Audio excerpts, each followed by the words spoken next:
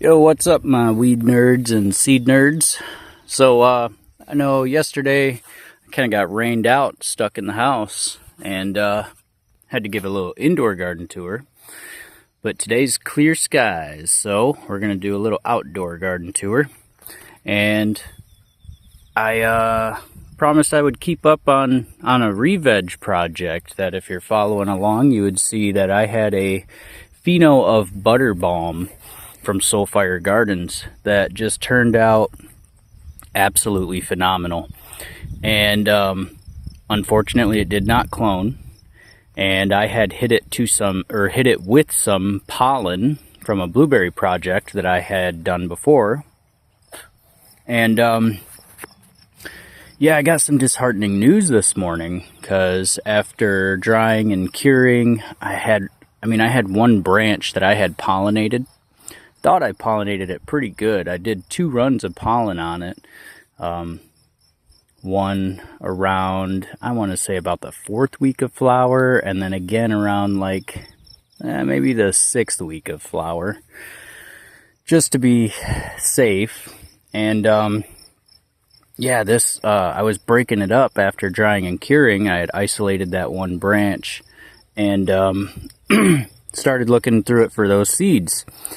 And unfortunately, I had come across one seed that was very underdeveloped, probably from the 6-week mark with the pollen, which was basically pointless because 2 weeks to form a seed really isn't enough.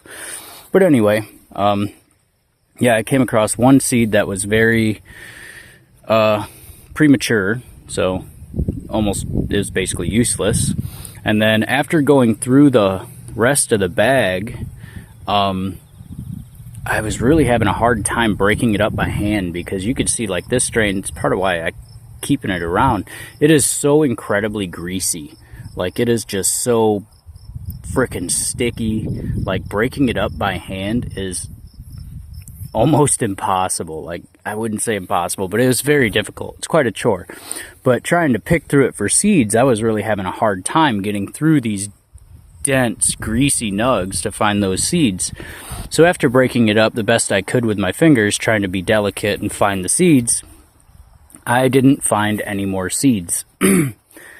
And I made the mistake, which I knew it was when I did it, of putting the rest in the grinder to try to break it down further. And I was thinking to myself, well, this is a great way to destroy any seeds if there are any. But I had already picked through it and figured there wasn't really any seeds anyway. And of course, first pass through the grinder, I knock the grinder out, and lo and behold, there's pieces of a nice, viable, dark husked seed that had been obliterated. So, yay me for being an idiot. Anyway, all the more reason to see this re-veg project through, which this plant was in about week 9 of flower. And I brought it outside here right about, man, I'm trying to remember the date. It was, I want to say early July. And here in, I live in northern, sort of northern, more central Michigan, kind of north central Michigan.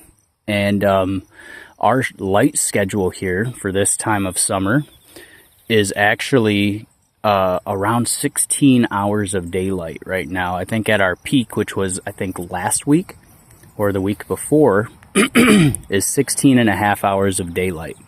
So I had brought this out here just before that peak, and we are technically over that peak now, and every day we are slowly losing daylight, but we are still sitting at about 16 hours of daylight, 15 to 16 hours of daylight. So bringing a plant out here in full flower, I was actually surprised, well, not totally surprised, but pleasantly surprised to see that some re-vegging is indeed taking place on these fully formed flowers. And this is the first time I've ever tried to do a re-veg on fully flowered plants, but as you could see, I had harvested all the main tops from each branch and everything up, and I just left a couple of branches, from each stem that had some buds, and just kind of, I up potted it to something a little bigger. And I just put this sucker in full sun and water it every single day. And lo and behold, we are getting some re-veg back in there. And I'm really curious to see how this is going to go and how long it's going to take before any reasonable amount of vegetation comes out of these so that I can clone it. It's probably going to take forever. I'll probably be doing this, working on this one plant till next spring, because I think once we get into about mid-August is when the light cycle naturally starts flipping things to flower. So, yeah, I'll probably have to bring it back indoors and set up some sort of a light in the corner that's just on all the time for it until something clonable comes out of it. But anyway, just wanted to give a quick little update on that project. Again, that is Butter Balm from Soulfire Gardens, and this was an absolute banger pheno, which I believe was kind of taking dominant genes from Utter Madness, I believe. I don't really have a lot of experience with Utter Madness, but just from the reports of Utter Madness and Her Glory, this seems to kind of fit the profile a little bit. But I can see why they would keep that around and breed with it, because that's what I want to do. Even though a less than desirable trait, which I know I covered in the previous video, is the stretchiness of this plant, which initially is why I kind of downplayed it and didn't properly care for it when I was cloning.